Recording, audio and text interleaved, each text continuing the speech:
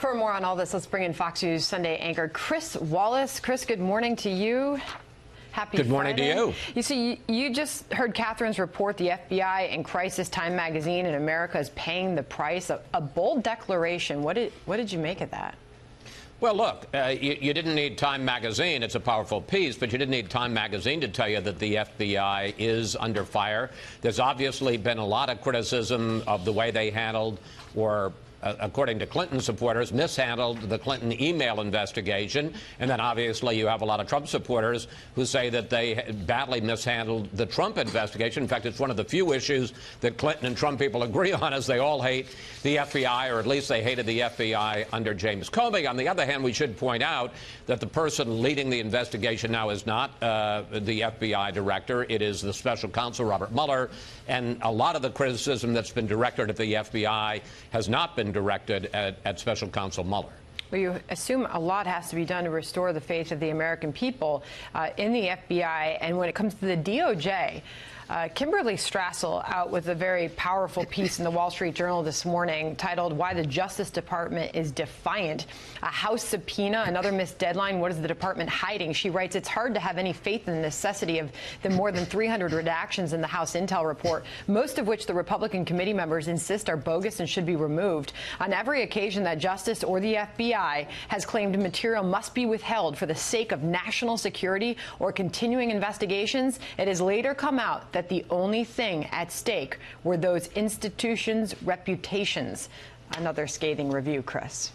Yeah, I think there are two things going on here. And one, I think it is certainly the case that the FBI and the Justice Department have slow-walked, and some would say for political reasons, not security or intelligence reasons, have slow-walked the release of documents to the congressional investigating committees. And this certainly would not be the first time that a government bureaucracy is primarily concerned with protecting their own reputation, either by not producing documents or producing documents that look like Swiss cheese, because there are all those holes of redactions. On the other hand, there are cases where particularly the House Intelligence Committee has seemed to be demanding documents of the FBI or the Justice Department that have been conceivably of considerable use to the White House, and there have been concerns that have been raised that perhaps some members of the House Intelligence Committee are working hand in glove with the White House. For instance, one thing that the House Intelligence Committee wants is a very sensitive document on the scope of the Mueller investigation. This is not something that is routinely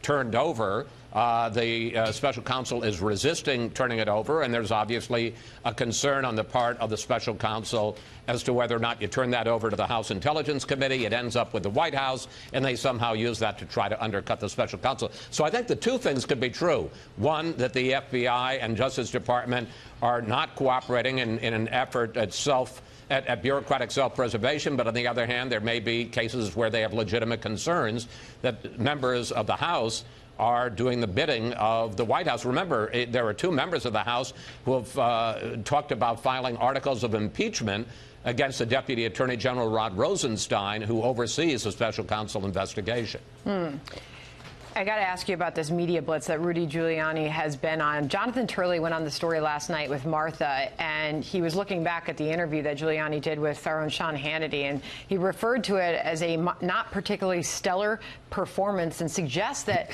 perhaps Giuliani is doing more harm than good for the president. Listen. You take these interviews under a type of legal Hippocratic oath to first do no harm. I do think that he caused some damage for the president. And much of it is not necessarily the defense, but the delivery in these two interviews. Chris?